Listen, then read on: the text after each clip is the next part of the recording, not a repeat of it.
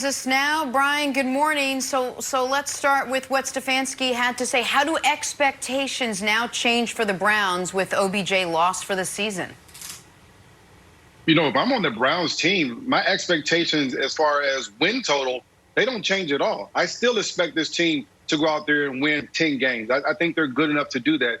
Now, what changes is how they win those games. They're going to have to spread the ball out. You're going to have to get more receivers involved. You're going to have to run the ball more. You're going to have to get your tight ends involved in the game. And it just made me think back to 2004 when T.O. was on our team. Week 15 comes, T.O. breaks his leg against the Dallas Cowboys. And now as a football team, we were top 3 in points. We were top 3 in yards. We had to figure out how do we go on without T.O. because his presence on the field meant a lot to us as a team. So what do? We spread the ball out a lot. We got more receivers involved. We had to get running backs involved in the pass game. We also had to play much better defense. We weren't putting up as many points as we were before. Our defense had to step up and play a lot better, and that's what you have to do. Here's the other thing that you have to do if you're Kevin Stefanski. You have to be multiple. You have to put defenses in positions where you're saying, okay, you have to guard everyone on the field, not just focused on one player, and that's big. What Kevin Stefanski said, and I think this is huge, this is the one thing you can't replace. And we couldn't replace it either when we had T.O. We couldn't replace that swagger. That's that thing that when you walk on the field, you know that 81 over there, he's going to go out there and make a play for you. Same type of thing for the Browns. They knew that every time the 13 lined up out there, defenses knew where he was at, and they would have to make sure that they watched out for him, that the safety would take one more step to his side and one more step deeper because of his ability to make the plays down the field. That's the thing that you can't replace. Here's a good side for the Browns. They don't play a team with a winning record basically for another month. Not until December 6th when they play the Titans, they won't see a team with the winning record. That's the good thing for the Browns. They have some time to kind of figure this thing out. Yeah, B, I mean, this is terrible news for Odell. He's a great player. It's hard to replace him. And, Nick, you talked about this earlier on the show where you're going to miss him in moments. You're going to miss that playmaking ability. But I do believe they're going to be a better offense. I truly believe that because when you have a dominant #1 receiver, it puts pressure on the play caller.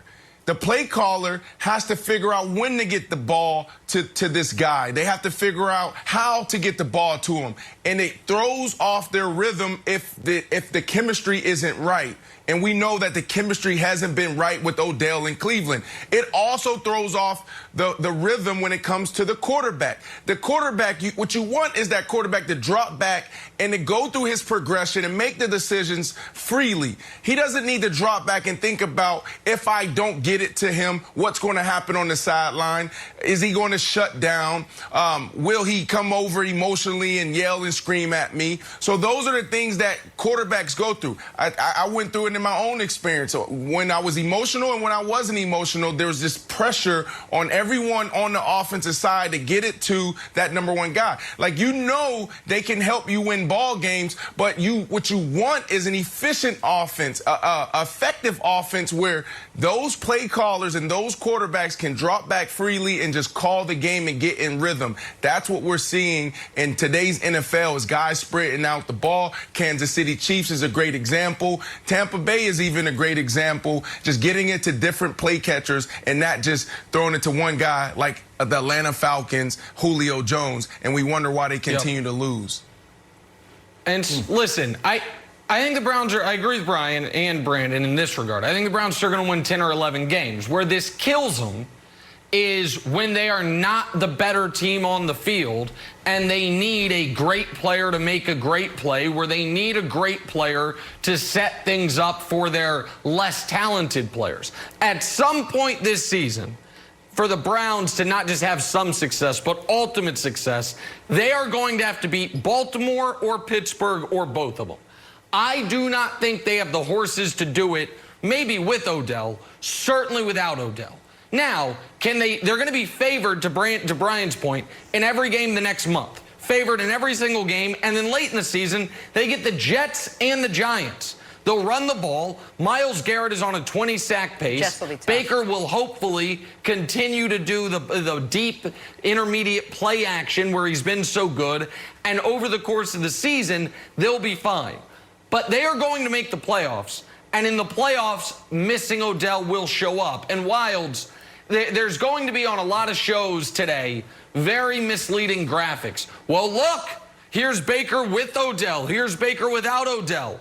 And it totally disregards the fact that Baker's first year of his career, when he was excellent, Odell wasn't there. And then last year, Baker regressed massively with Freddie Kitchens.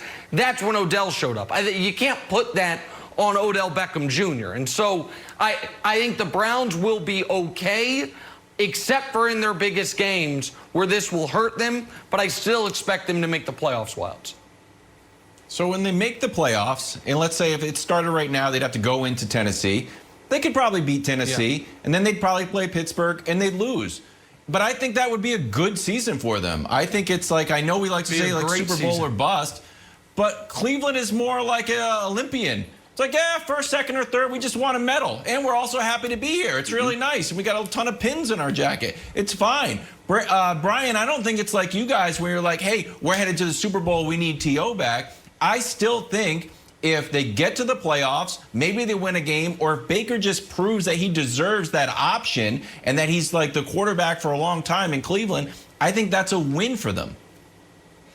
This is a big stepping stone for Baker Mayfield. I mean, if he can go out there, especially without Odell, and find a way to get into the playoffs and potentially win the game in the playoffs, that means that he gets an extension here in Cleveland instead of them trying to find a different quarterback next season. You're absolutely right. This is all about Baker and how well he can play with a different group of guys around him. And to Brandon's point, spreading the ball around is going to be a key to their game, making sure the defense defends the entire width of the field and the depth of the field as well. This is going to help Baker Mayfield in some way. All right, let's take a turn. Play a little contender or pretender Monday Night Football, and the Rams took care of business behind a solid performance out of Jared Goff. 219 passing yards, 2 touchdowns. That Rams defense just had the Bears offense looking lost all night long. Brian, back to you, buddy. Are the 5-2 Rams contenders or pretenders? You know, Jinder, I think they're contenders, at least for the playoffs. I don't know that they have enough once they get into the playoffs to make a long run. I think they may be able to win a game in the playoffs, especially with 7 teams now getting into the playoffs. But what I saw last night against a very good Bears defense was a defense that was guessing, a defense that had no clue what was going to happen next, because Sean McVay had the defense and the offense playing well. They had to protect the edges. They had the jet sweep working. They had their rounds working. They had the play action pass working. They had the run game working. Basically, anything that the Rams wanted to do last night, they were able to do against a good defense in the Bears. Most importantly, in order to beat the Rams as far as on the defensive side of the ball, you have to have depth.